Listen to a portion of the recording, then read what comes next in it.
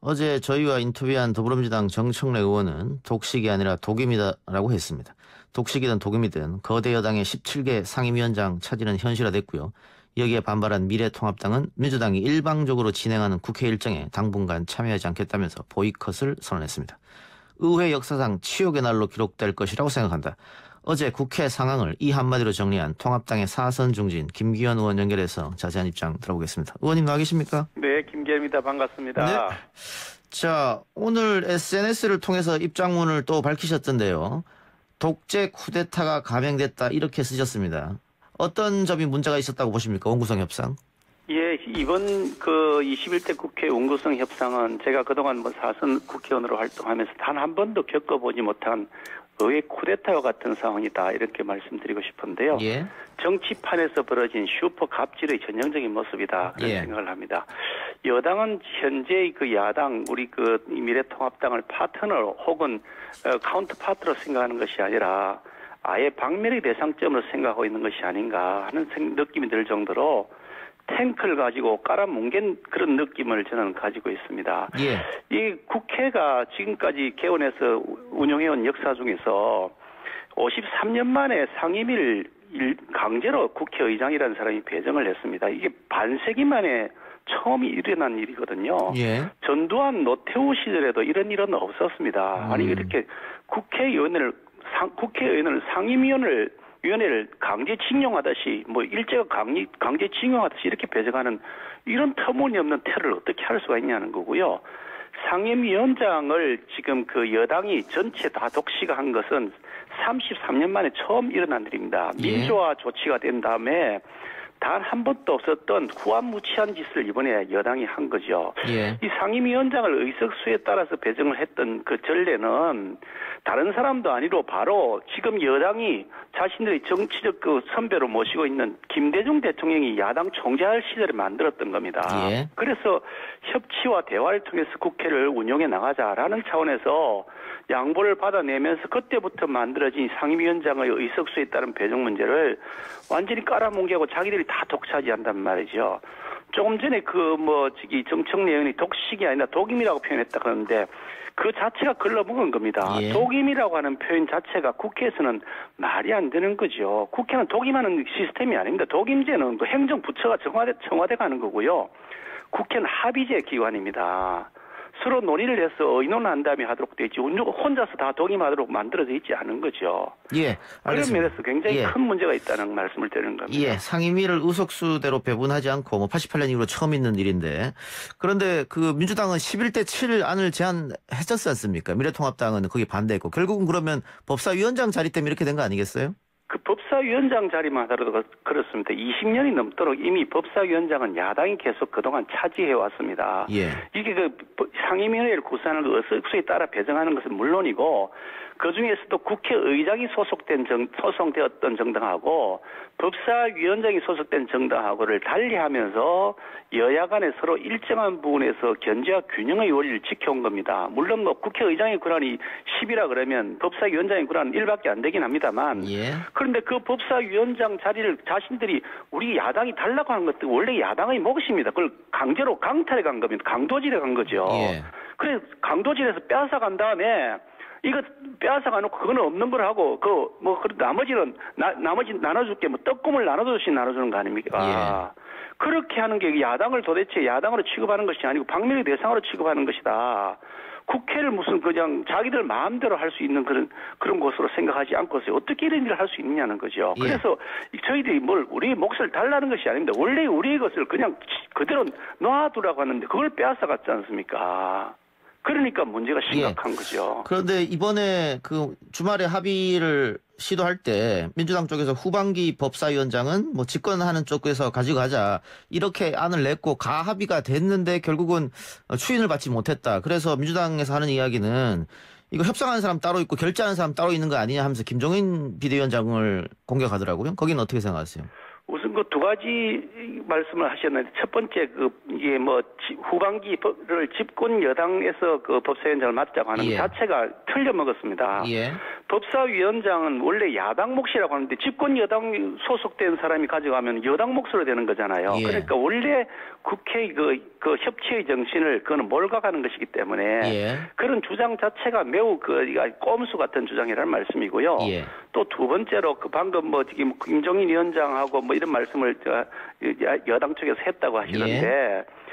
국회는 그 원내대표 혼자서 결정하는 것이 아닙니다. 예. 뭐 우리 비대위원장도 있지만 우리 의원들도 함께 수없이 의원총회를 하면서 논의를 하지 않습니까? 예. 그 결과에 따라서 최종적으로 원내대표가 그 의중에 따라서 결정하는 것인데 우리 당내에서 여러 가지 의견을 가지고 주고받은 걸 갖고서 뭐 그걸 뭐 따로따로 움직였다 이런 식으로 얘기한다는 것은 남의 당에 대한 예의가 아니죠. 오히려 민주당 측에서 이해찬 대표가 저기 김태년 원내대표에게 원구성 해상 빨리 못하면 그 김태년 원내대표 책임이다.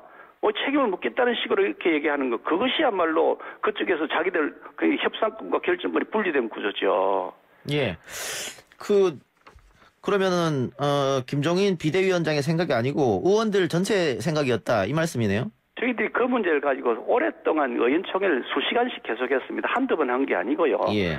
계속해서 의원총회를 하면서 의견을 모았는데 우리가 남의 것을 달라고 하는 것도 아니고 우리 고유의 법사위원장 그것을 20년 넘도록 지켜온 국회의 전통 불문율인데 그걸 깔아뭉개면서 여당이 이렇게 독자적으로 독단적으로 해 나간다면 이거는 국회의 원리를 무시하는 것이니까 원상복구해달라는 요구를 계속 해왔던 거죠. 예. 그런데 결국은 법사위원장 자리 때문에 이렇게 됐는 건데 의원님 말처럼 법사위원장이 야당이 가져간다. 관행이었습니다만은 지금 실질적으로 민주당이 갖고 가버리는 바람에 이거를 다시 내놓기도 민주당은 굉장히 어려운데 그렇다면 현실적으로 야당이 11대 7 안을 받아들여서 국회로 들어갔어야 되는 거 아니냐. 이런 얘기도 있더라고요. 장제원 의원도 그런 얘기 한 것 같고. 맞습니다. 그런 의견도 일부 있는 것은 사실이고요. 예. 어느 것이 정답인지 여부야 1, 2, 3, 4, 1-1, 2, 2냐 이렇게 묻는 사안은 아니니까 예. 누구의 의견이 옳은지 여부에 대해서는 다른 여러 가지 의견이 있을 수 있지만 예. 당내 다수의 의견은 야당의 존재 자체가 무시당한 상태에서 어떻게 협치 정신을 발휘할 수 있겠냐는 쪽이 많았고요. 특히 단순하게 상임위원회 우리 거 빼앗아 간 다음에 나머지 너희들 우리가 여당이 나눠주는 거 갈라먹으라 하는 식으로 하는 것 자체도 잘못되었지만 적어도 그렇게 해서 우리 것을 빼앗아 갔으면 국정조사만이라도 제대로 할 수 있도록 해주셔야 되는 건데 제가 듣기로는 우리 쪽에서 국정조사 요구했던 것이 다 무시되고 예. 그냥 윤미향 의원을 비롯한 시민단체들 보조금 그 부분만 여당 쪽에서 수용할 수 있는 것처럼 얘기를 했다고 하거든요. 예. 어디까지 제가 저는 전해드린 사실이어서 정확하게 알 수는 없습니다만 적어도 대북 외교에서의 이런 굴종적인 모습 어쩌면 국민을 상대로 해서 사기를 한 것이 아니냐는 의혹이 제기되고 있는 이 모습들에서 국정조사는 최소한 했어야 되는 것이 아닌가. 그거마저도 안 받겠다 그러면 뭘 하겠다는 거냐. 예. 안고 없는 찐빵 아니냐. 그런 생각을 하는 거죠. 대북 문제도 국정조사 하자고 제안했는데 여당이 거절했다 이 말씀이죠. 제가 듣기로는 그렇습니다. 예. 자, 그럼 이제 현실적으로 앞으로 야당은 어떻게 할 것이냐.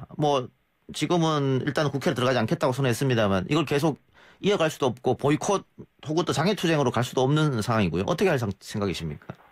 저희들이 당연히 국회의원으로서의 직무를 부여받았고 국회에서 활동해야 될 책임이 있기 때문에 국회에서 활동을 당연히 할 겁니다. 또 예. 그것이 우리가 야당이 할 수 있는 가장 효율적인 대여투쟁의 방법이기도 하고요. 예. 그렇게 당연히 국회에서 활동을 할 것이긴 합니다만 지금처럼 이렇게 일방적으로 자신들이 마음대로 그냥 단독 소집하고 가는 것에 대해서 그냥 그대로 다 수용할 수 없으니 예. 이 점에 대해서는 여당 측과 국회의장에게 책임을 묻는 과정을 거쳐야 되지 않느냐 하는 그런 생각을 가지고 있습니다. 추경 심사는 어떻게 되는 겁니까?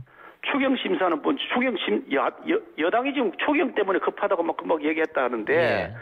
추경의 내용도 보면 알바 자리 잔뜩 만들어서 3개월짜리, 6개월짜리 세금으로 자리 만든다는 것인데 그것도 그렇다 치더라도요. 지금 추경 심사를 했는데 보니까 과방위 같은 경우는 7분 만에 그 심사를 마쳤대요. 예. 어떤 상임위는 64분 만에 심사를 마쳤다고 하고요. 예. 무려 35조짜리 추경 예산입니다. 이거 그냥 빚어듣고 세금 모아가지고 만든 돈인데 예. 7분 만에 추경을 처리했다고요. 이런 국회가 왜 필요합니까? 그냥 국회를 없애버리시죠. 무슨 심사를 하면 7분 만에 상정합니다. 통과됐습니다 하면 7분 걸릴 텐데. 이런 식으로 하는 게 이게 무슨 여당이 정당이 맞냐. 국회가 맞냐 하는 생각을 하죠. 저희들은 예. 정말 실력을 가지고서 끈기 있게 열정을 가지고서 상임위 활동을 하면서 예산에 대해서 정밀하게 들여다볼 그런 의지를 가지고 있습니다. 예, 그러니까요. 근데 지금 민주당이 7월 3일까지 심사를 끝낸다고 하는데 의원님 말씀처럼 그렇게 졸속으로 진행되는 걸 막기 위해서라도 뭐 오늘이라도 추경심사에 미래통합당이 참여해야 되지 않느냐. 제가 알기로는 지금 추경심사가 지금 3일 만에 다 처리될 수 있는 사안이 아니기 때문에 예. 35조를 3일 만에 무슨 제도로 처리를 합니까? 예. 그게 무슨 뭐 기계도 아니고요. 내용도 파악도 안 된 상태에서 오늘 정의당 의원의 경우에는 기재위원회에서 추경심사를 참여 못하겠다고 하면서 그 이유가 기재부로부터 추경안에 대한 보고조차 못 받았는데 무슨 심사를 하겠냐고 하면서 정의당 국회의원이 거기 현장에서 일어나서 나가버렸다고 하는 얘기 기사도 봤는데 예. 이런 식으로 하면서 무슨 추경심사를 국회에서 받겠다는지 정부의 의지 자체가 걸러먹었다는 생각을 합니다. 그래요. 알겠습니다. 지금 민주당에서 상임위원장을 배분한 거 17개짜리 뭐 장관 출신으로 배정을 했다. 그래서 혹시 다음에 또다시 미래통합당과 원구성 협상을 다시 하려고 그러는 거 아니냐 이런 말도 있거든요. 만일 민주당이 원구성 협상을 다시 제안하면 응하실 생각은 있으십니까 혹시? 글쎄 이 정치 현안에서 가정을 전제로 해가지고 답변하는 것 자체는 옳지도 않고 그쪽에서 그런 제안을 해온 적도 없기 때문에 예. 미리 말씀드리는 것은 그건 옳지 않은 일이라고 생각되고요. 예. 그쪽에서 지금 바로 전직 장관을 그 위원회 위원장으로 지금 배정을 해놨던데, 예. 아니 본인이 그 심사의 대상이잖아요. 감사를 하게 되면 국정감사의 대상인데 조사를 받는 대상이 조사를 한 주최위원장이 되어 있으니 이런 터무니없는 짓을 하고 있는데 이게 도대체 정상적인 국회입니까? 아니 국회를 완전히 거수기로 취급하는 거지 이게 무슨 짓인지 모르겠습니다. 알겠습니다. 일단 가정을 대상으로 해서는 답할 수가 없다 이 말씀이고. 아니 그쪽에서 예. 제안 자체도 하지도 않았는데 우리가 예. 그렇게 얘기하는 게 우스운 거죠. 예, 알겠습니다. 아니 그 언론에 분석이 있어서 제가 한번 여쭤봤고요. 예. 그 윤석열 총장이 차기 대선 주자 3위로 급부상했던데 의원님도 기사를 보셨을 테고요. 그게 윤석열 총장이 민주당 대선 후보군으로 분류되지는 않을 테니까 어떻게 보셨어요? 글쎄 이런 현상이 바람직하다고 저는 생각하지는 않습니다. 윤석열 총장이 우리 당 사람도 아니고 우리 당에 추천한 사람도 아니고 예. 오히려 우리가 반대하고 저쪽에서 오히려 적극적으로 추천하는 사람이기 때문에 우리 따진다면 민주당 사람이지 우리 당 사람은 아니라고 할 수 있는 사람인데 어떻든 이렇게 갑자기 3위로 급부상하는 것은 결국은 이 현 정권의 오만과 독선에 대한 국민들의 정서가 반영된 것이다. 현 정권 이렇게 놔둬서는 안 되겠다. 오히려 지금 윤석열이가 제대로 견제하는 그런 사람이다라고 평가하고 있는 것이다 하는 판단을 하고요. 그런 면에서 지금 현 정권이 말하고 있는 검찰 개혁이라는 것은 웃기는 거다. 잘하고 있다고 국민들이 평가하고 있는 총장을 갈아치우기 위해서 검찰 개혁을 한다니까 이거 완전히 거꾸로 가는 것이다. 말로는 검찰 개혁이라고 하지만 사실은 검찰을 장악하기 위한 음모가 숨어져 있다는 생각을 하는 거죠. 그런데 이제 대선이 2년도 안 남은 시점에서 야당 후보군의 여론조사 지지가 너무 적게 나온다. 이거 좀 미래통합당 쪽은 걱정이 한편으로 되기도 하겠어요.